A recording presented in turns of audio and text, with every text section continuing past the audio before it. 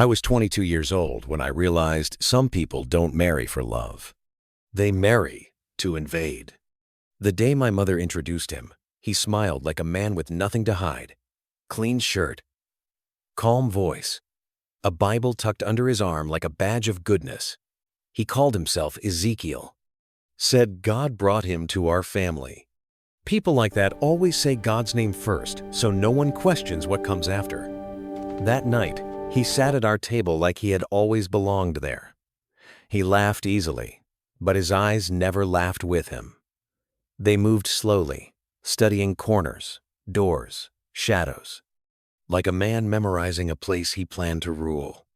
When he shook my hand, he held it a second too long. "You're grown now," he said.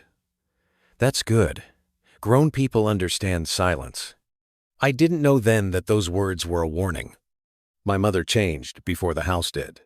She stopped singing while cooking, stopped leaving her door open, stopped meeting my eyes when Ezekiel was around. At night, I heard whispers through the walls, low, tense conversations that always ended with silence when I walked past. Sometimes I heard her crying. Other times, I heard nothing at all, which was worse. Ezekiel moved through the house, like a shadow that paid rent. He never shouted, never hit, never threatened. He did something far more dangerous. He controlled the air.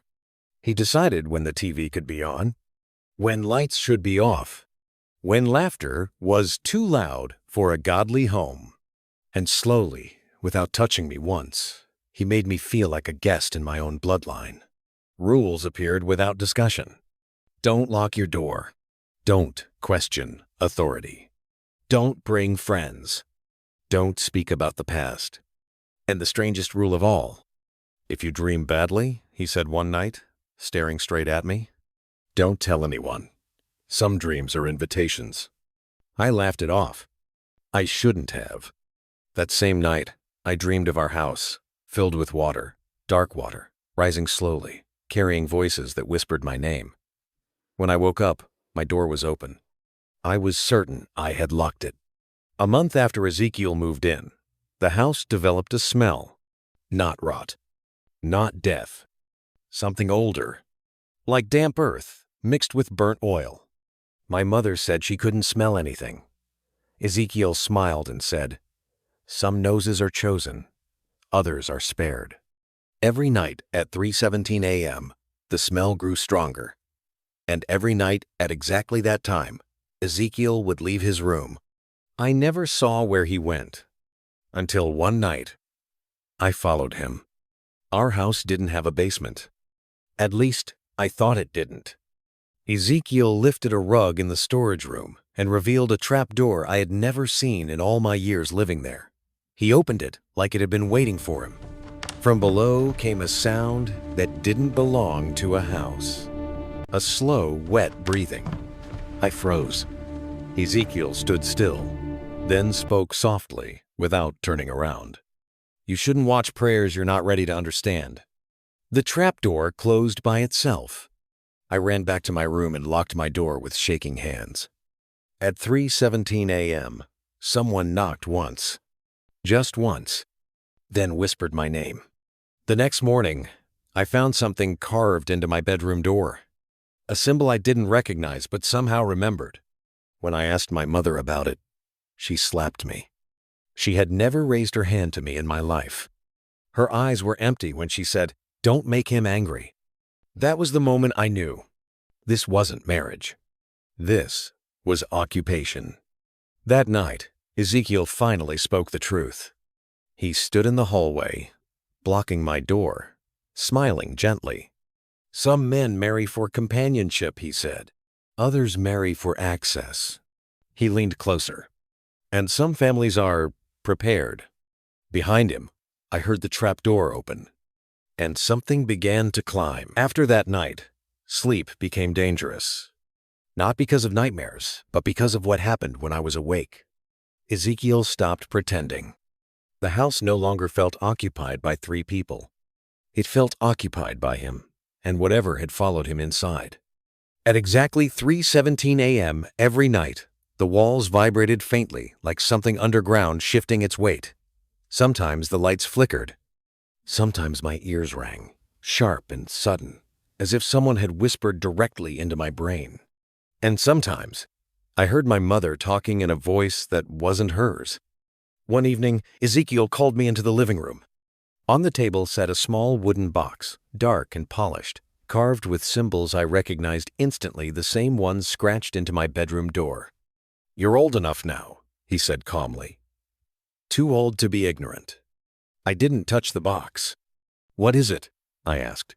He smiled. "A gift your bloodline owes." He opened it. Inside were objects that should not exist together. Dried feathers bound with human hair. Rusted nails bent into strange shapes. A cracked mirror no bigger than my palm. And a folded piece of cloth stained so dark it was almost black. The air in the room changed immediately. Thick, heavy, suffocating. My chest tightened. "You feel that?"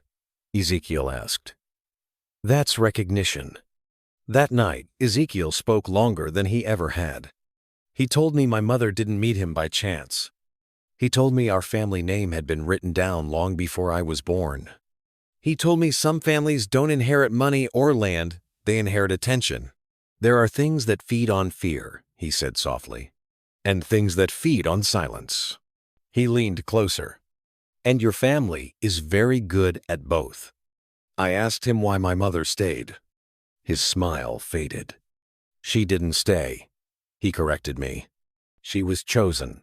Later that night, I confronted my mother. She didn't deny anything.